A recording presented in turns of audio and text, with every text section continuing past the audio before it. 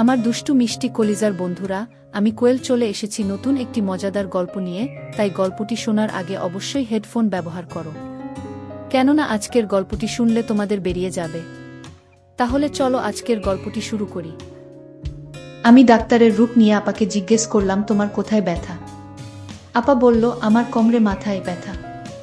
আমি আপাকে বললাম, আপা তোমার সকল ব্যথা ভালো হয়ে যাবে যদি তুমি আমার কথায় রাজি থাকো। আপা বলল, কি কথা? আমি বললাম, তোমার হাঁটুতে বা কোমরে একটা ওষুধ দিয়ে মালিশ করলে ভালো হয়ে যাবে, আর সেই মালিশটা আমার কাছে আছে। আপা বলল, আমি তো ব্যথামুক্ত হতে চাই। আমি আপাকে বললাম, তাহলে তুমি সোজা হয়ে শুয়ে পড়ো। তারপর আমি মালিশের নামে আপাকে সারা রাত ধরে যা করেছিলাম তা শুনলে তোমাদের মাথা গরম হয়ে যাবে। তাহলে আসল ঘটনাটি বলি। আপাকে চাকরির জন্য পাশের জেলায় গিয়েছিলাম। পাশের জেলা বলতে যে আহামারি দূর তা কিন্তু নয়, বাসে 1 ঘন্টার রাস্তা। সেখান থেকে ভ্যানে আর 10 মিনিট। গ্রামটা আমার পরিচিত, নামেদিও আগে কখনো যাইনি। তবে যাওয়ার আগে বাড়ি থেকে শুনে গিয়েছিলাম ওই গ্রামে আমাদের এক আত্মীয়ের বাড়ি, চাচা বাবার মাস্তুতো ভাই। ঘনিষ্ঠ কিন্তু দীর্ঘদিন যোগাযোগ নেই। ওই চাচাকে আমি দেখেছি, কিন্তু কখনো তাদের বাড়িতে যাওয়া হয়নি। ফেরার পথেই বিপত্তিটা ঘটল। বিপত্তি না বলে সৌভাগ্য বললেই বোধহয় ভালো হতো। দুপুরের প্রচণ্ড রোদে ভ্যানে করে ফিরছিলাম। গ্রামের রাস্তা যদিও কাঁচা রাস্তা, ফাঁকা ফাঁকা বাড়ি পড়ছিল, কিন্তু বিধি বাম কিছু দূর আসার পর ভ্যানের চাকা পাংচার। চোখে সরিষার ফুল দেখলাম। যদিও রাস্তার বেশি দূরের নয়, কিন্তু হাঁটা তো আমার পক্ষে সম্ভব নয়। ভ্যানওয়ালা বিরস মুখে বলল, ভাইজান ভাড়া দেওয়া লাগবে না। ক্লান্ত ঘামে ভেজা মুখটা দেখে মায়া লাগল। ভাড়ার চেয়ে বেশি দিলাম, কিন্তু আমি এখন কি করি? গ্রামের প্রায় মাঝামাঝি কোনো দোকানও আশেপাশে চোখে পড়ছে না। ভ্যানওয়ালা এখনো দাঁড়িয়ে আছে। তাকে বললাম চলে যেতে। সে যেতে যেতে বলল, অপেক্ষা করতে। ভ্যান অবশ্যই পাওয়া যাবে। আমি অপেক্ষা করতে লাগলাম ভ্যানের জন্য, কিন্তু কপালে থাকলে ঠেকাই কে? বেশ কিছুক্ষণ অপেক্ষা করে বিরক্তিভরা মন নিয়ে আস্তে আস্তে হাঁটতে লাগলাম। বেশ অনেকক্ষণ ধরে হেঁটে চলেছি। টপটপ করে ঘাম ঝরছে গা দিয়ে। গ্রামের প্রায় শেষ মাথায় এসে গেছি। কোনো ভ্যানওয়ালার দেখা হয়নি এখনো পর্যন্ত। তেষ্টায় ছাতি প্রায় ফেটে যাচ্ছে। আরও খানিকটা আসলাম, আর মাত্র 3টা বাড়ি সামনে। চৈত্রের দুপুরের প্রচণ্ড রোদ, মাটি যেন গলছে। হাঁটতে পারছি না। যা থাকে কপালে পানি না খেলে টিকা যাবে না ভেবে একটু দাঁড়িয়ে বাড়ি 3টার দিকে তাকালাম। প্রথমটা পাঁচিল দিয়ে ঘেরা, পরেরটা কুডে ঘর মতো, তার পরেরটা রাস্তা থেকে বেশ একটু দূরে। নতুন একটা বাড়ি, বাঁশের চটা দিয়ে ঘেরা। বট বাড়িটায় যাওয়াই উচিত হবে মনে করে আস্তে করে গেট ঠেলে ঢুকলাম। সবাই আমাকে দেখে, বাড়ির বাচ্চাসহ সবাই চমকে উঠে। আমাকে দেখেও উঠে। উঠানে এক পৌরা মাছ কুটছে।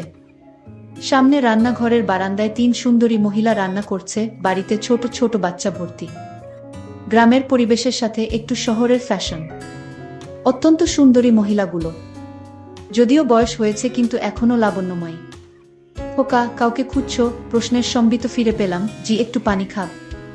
একজন বউ, উঠে আসো, সামনের টিউবওয়েল থেকে পানি আনো। ইতিমধ্যে বাড়ির ছেলেরা বুঝতে পেরেছে বাড়িতে কেউ এসেছে। একটা চেয়ারও পেয়ে গেলাম। জীবনটা আবার পানি পেয়ে সতেজ হয়ে উঠেছে। মাছ কুটতে কুটতে মহিলা জিজ্ঞাসা করলেন, বাড়ি কোথায়? কিছু বললাম না। কোনো আগ্রহ দেখলাম না। এবার উঠতে হয় ভেবে উঠে দাঁড়ালাম। ও কি খোকা, উঠস কেন? দুপুরবেলা বাড়িতে মেহমান আসলে না খেয়ে যেতে নেই। এটাই আসলে বাঙালিদের প্রধান ঐতিহ্য। বাড়িতে মেহমান আসলে তাকে সমাদর করা, আপ্যায়ন করা। না, তার দরকার নেই। বললাম বটে, কিন্তু কেন যেন ক্ষিধা নয়। মহিলার দেবীর মতো চেহারায় আমাকে অনেকটা মায়ে আটকা পড়ে গেলাম। বাড়ির ছেলেদেরকে তার মা বললেন আমাকে বাড়ির ভেতরে নিয়ে যেতে। বাধ্য হয়ে গেলাম। বেশিক্ষণ অপেক্ষা করতে হলো না, 10 মিনিটের মধ্যেই ভাত চলে আসো। এতক্ষণ একা বসে বোর ফিল করছিলাম, কিন্তু যেই তাকে দেখলাম, ক্লান্তি আর বোর যেন এক নিমেষে উধাও হয়ে গেল। খুব সুন্দর দেখাচ্ছে তাকে। বোধহয় মুখে কিছু ক্রিম মেখে এসেছে। অপূর্ব সুন্দর দেখতে, শ্রদ্ধা করার মতো চেহারা। কিন্তু একটু গভীরভাবে দেখলে শ্রদ্ধার সাথে সাথে অন্য কিছু করতেও ইচ্ছা করবে। সুন্দরী বাঙালি মায়েদের মতো। আমি ভাত খাওয়া শুরু করলাম। তোমাদের ওখানে আমার এক দেওরের বাড়ি আছে। কথা শুনে আবার তাকালাম। নাম কি? আমার প্রশ্নের উত্তর দিতে দিতে তরকারি এগিয়ে দিচ্ছিলেন তিনি। নামটা শুনে চমকে উঠলাম। আমার বাবার নাম বললেন। আমি কিছুই বললাম না, কিছুই চুপচাপ শুনতে লাগলাম। চিনি কিনা জিজ্ঞাসা করল। হ্যাঁ বোধক মাথা নাড়ালাম। পাঠকরা বিরক্ত হচ্ছেন বোধহয়। বিরক্ত করার জন্য দুঃখিত। হঠাৎ করে পাওয়া এই আত্মীয় বাড়ি আর আত্মীয়ের পরিচয় দেওয়ার কারণ শুধু একটাই, তার মেয়ের চেহারাটা অনেক সুন্দর। যাই হোক, কিছুক্ষণ পরে চাচাও বাড়িতে আসলেন। খাওয়া দাওয়া শেষে বিশ্রাম, কিন্তু যেহেতু আমার সময় কম তাই চাচি আমাকে তার খাওয়া বন্ধ রেখে এগিয়ে দিতে আসলেন। ওই সামনের বড় বাড়িটা তোমার বড় আপাদের। ইতিমধ্যে জেনে গেছি আমার এই চাচির 4 ছেলে আর 2 মেয়ে। বড় মেয়েটার বাড়ি ওইটা।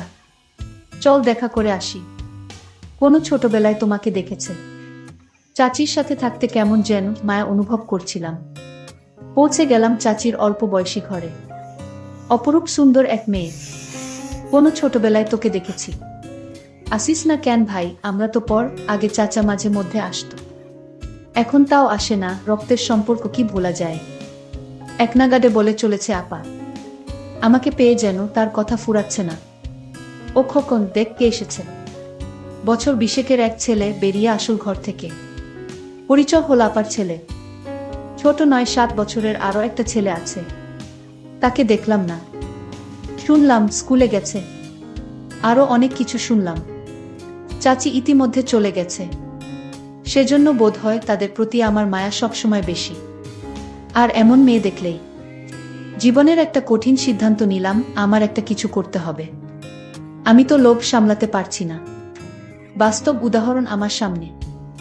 আবার খেতে ভাত খেতে হলো। পেট ভরা, কিন্তু এমন সুন্দর কেউ রেঁধেছে ভাবতে বেশি করেই ভাত খেলাম। খাবারটা অনেক স্বাদ ছিল। যেমন উনি সুন্দর তেমন তার হাতের রান্না করা খাবার। অনেকে গল্প শুনলাম, ছোটবেলায় আমি কেমন ছিলাম, আপার কাছ থেকে যেতে চাইতাম না, ইত্যাদি ইত্যাদি। তবে সবচেয়ে মনোমুগ্ধকর যে কথাটা শুনলাম সেটা হলো, আপার বয়স যখন 14 তখন তার বিয়ে হয়েছিল। পরের বছর ছেলে, তারপরেরটা অনেক আসার পর দুলাভাই বিদেশ গেছে। 2 বছর আগে একবার বাড়ি যদিও এসেছিল, কিন্তু 1 মাসের বেশি থাকতে পারেনি। বড় ছেলেটাও বিদেশ ছিল, কিন্তু কি কারণে যেন বাড়িতে চলে এসেছে 3 মাস পরে। আবার যাবে। সমস্যা হচ্ছে তাই নিয়ে আমার কোনো যোগাযোগ আছে কিনা দালালদের সাথে, ইত্যাদি ইত্যাদি। কথা যেন শেষ হয় না আপার। কিন্তু আমার মনে তখন বইছে অন্য ঝড়। এত সুন্দরী মহিলার স্বামী আজ 7 বছর বিদেশে। উনি একা একা কিভাবে সময় পার করে ভাবতে লাগলাম। আপা বলতে লাগলেন, তারপরে আবার ছেলে নিয়ে বিপদে আছে, সহজ টার্গেট। কিন্তু কিছুক্ষণ পরেই আমার ভুল ভাঙল। মেয়েদের চোখ জহুরির চোখ। আমি তার ছোট ভাই, যে আমাকে ছোটবেলায় অনেক সময় সাথে নিয়ে ঘুরেছে। ভালোবাসে, আদর স্নেহের অভাব তার কাছে আমার জন্য নেই। চাচার বাড়িতে না থাকতে চাইলেও বোনের বাড়ি থেকে খুব সহজে বের হতে পারলাম না। বোনের পেতে দেওয়া বিছানায় বিশ্রাম নিতে হলো। বোন আমার বাইরের কাজ গুছিয়ে এসে বসল আমার মাথার কাছে। আমার সাথে ছোটবেলার গল্প করতে লাগলো। আমার মামিও আমার পাশে এসে এভাবে গল্প করত। অনেক অনেক দিন দেখিনি তাকে। হঠাৎ যেন সেই মামির কথাও মনে পড়ে গেল। দীর্ঘদিনের অভিজ্ঞতায় জানি কিভাবে মেয়েদেরকে পটাতে হয়। সহজ তরিকা তাদের চেহারা আর সৌন্দর্যের প্রশংসা করা। সেটাই করছিলাম। বোন হঠাৎ বাইরে গেল। ছেলের গলার আওয়াজ পেয়ে। ভাগ্নে আমার খুব ভালো, সে বাইরে যাবে। 2 ভাই বোন একা হয়ে গেলাম। দেখ ভাই, আমাকে প্রশংসা করতে হবে না। তোর দুলাভাই আজ 7 বছর বিদেশ। অনেকে আমাকে চেষ্টা করেছে, কিন্তু সুযোগ কেউ পায়নি। তুই ভাই হয়ে বোনের দিকে। আপা, আমি কিন্তু খারাপভাবে বলেনি। আপনি আসলেই সুন্দর। না রে ভাই, এখন আর সুন্দর কই, আগে তো দেখিসনি। দেখলেও তোর মনে নেই। এখন গায়ের রং পুড়ে গেছে, বুড়ো হয়ে গেছি। বুঝলাম অনেকে চেষ্টা করলেও আমি ব্যর্থ হচ্ছি না। অসৎ কেবল কাজ শুরু করেছে। তবে সময় দিতে হবে, ধীরে ধীরে আগাতে হবে। তড়িঘড়ি করলে সব হারাতে হবে। অনেকক্ষণ থাকলাম, বিভিন্ন কথা বললাম, শুনলাম। আসার সময় অন্যায় আবদারটা করেই বসলাম। এগিয়ে দিতে এসে তার ছেলের ব্যবস্থাটা করার কথা আর বলল না। চিন্তায় পড়ে গেলাম।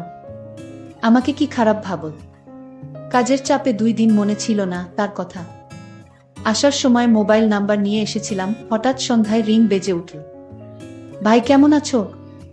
বোনের কথা এত তাড়াতাড়ি ভুলে গেলে? যথারীতি বোন বাড়িতে একা, কিন্তু যে অভাব নেই বুঝলাম তার কথাবার্তায়। আমাকে বসতে দিল, কিন্তু বারান্দায়, এমন জায়গায় কিছু করা যাবে না। কৌশল খুঁজতে লাগলাম। বেশ কিছুক্ষণ কথা হলো বড় ছেলে নিয়ে। তারপরে আসল কৌশল প্রয়োগ করতে গেলাম। অধিকাংশ মেয়েদের কিছু কমন রোগ থাকে, মাজায় ব্যথা, মাথা ঘোরা, চোখে ঝাপসা দেখা ইত্যাদি ইত্যাদি। ঘরে যাওয়ার সুযোগ পাচ্ছি না। আমি বারান্দায় চেয়ারে বসা, আর বোন দাঁড়িয়ে দাঁড়িয়ে আমার সাথে কথা বলছে। আপনার প্রেশার কেমন আপা? শরীরও তো খারাপ মনে হচ্ছে। আর বলো না ভাই, প্রেশার ঠিক আছে, কিন্তু মাঝে মধ্যে মাথা ঘোরে, বেশিক্ষণ দাঁড়িয়ে থাকতে পারি না, মাজায় ব্যথা হয়। আমি এখন চিন্তা করতে শুরু করলাম, কোথায় ব্যথা দেখান তো, এই ব্যথা কোনো সমস্যা নাকি এখন এক ধরনের মালিশ পাওয়া যায়, ইত্যাদি ইত্যাদি। না থাক, দেখতে হবে না, ডাক্তার দেখাচ্ছি। আরে আপা, আপনি আমার কাছে লজ্জা করছেন। আপা, রোগ কিন্তু পুষে রাখতে নেই। এমনি আপনার অল্প বয়সে বাচ্চা হয়েছে, এ সমস্ত উপসর্গে পরে কিন্তু বড় রোগ হয়ে যেতে পারে। আরও দুলাভাই বাড়িতে নেই, এখন যদি আপনার একটা বড় রোগ হয়ে যায় তাহলে আপনার কি হবে ভেবে দেখেছেন আপা? ঘরে চলেন দেখি কোথায় সমস্যা। পুরন অভিজ্ঞতায় জানি এ সময় তাড়াহুড়া করতে যেমন নেই, তেমনি আয়ত্তের বাইরে যেতে ও দেওয়া যাবে না, তাহলে সব শেষ হয়ে যাবে। আপার আগে আমি ঘরে প্রবেশ করলাম, জানালা এখন অবধি বন্ধ, বিছানার উপর মশারি ঝুলছে। নিজে আগে যেয়ে বসলাম। আপাও আসল, কিন্তু দূরে টেবিলের কাছে দাঁড়াল। আপনার কোথায় ব্যথা হয় আসলে?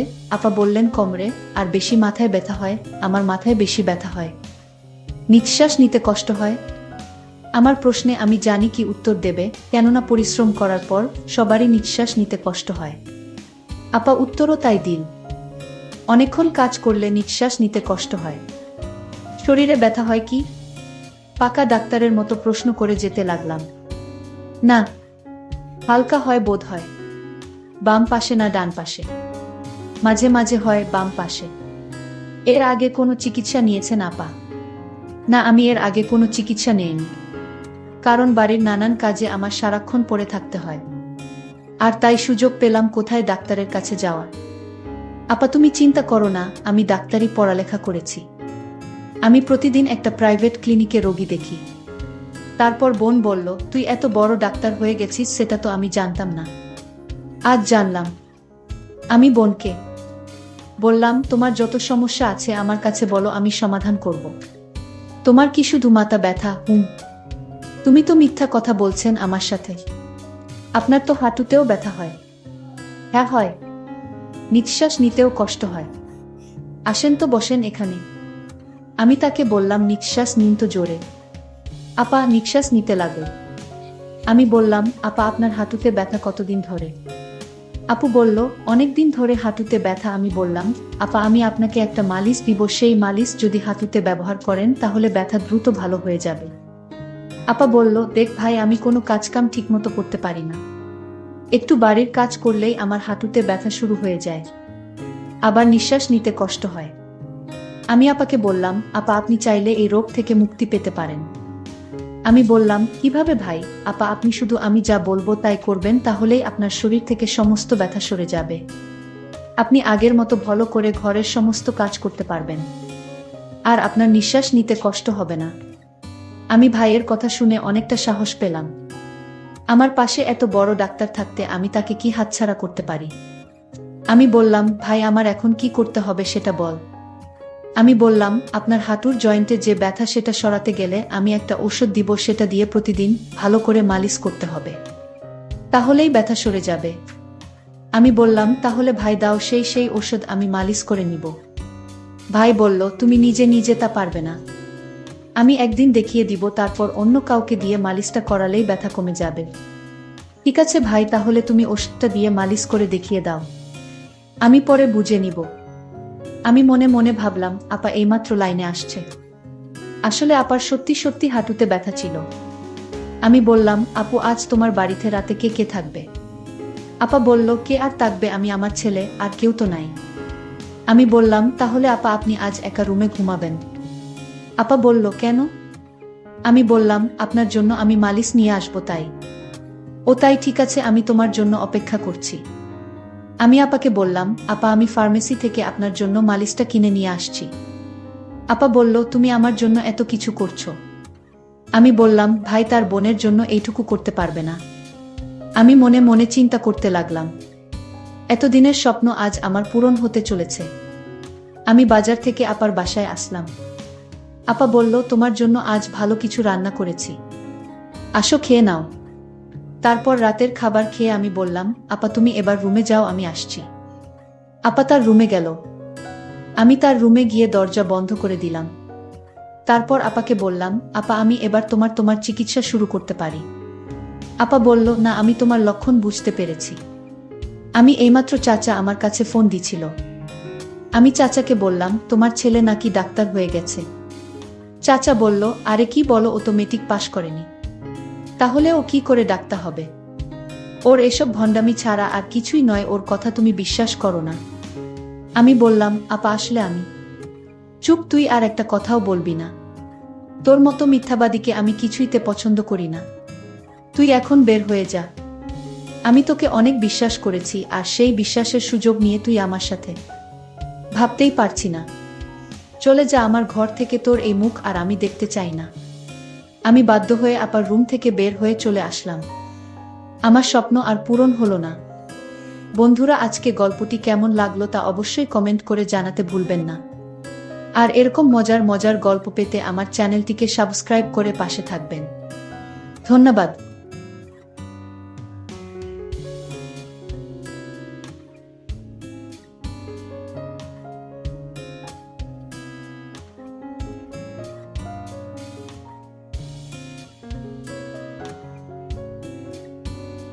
বন্ধুরা, অনেক কষ্ট করে ভিডিও বানাই। ভিডিওটি ভালো লাগলে অবশ্যই লাইক করবে এবং আমাদের চ্যানেলটি সাবস্ক্রাইব করে পাশে থাকবে।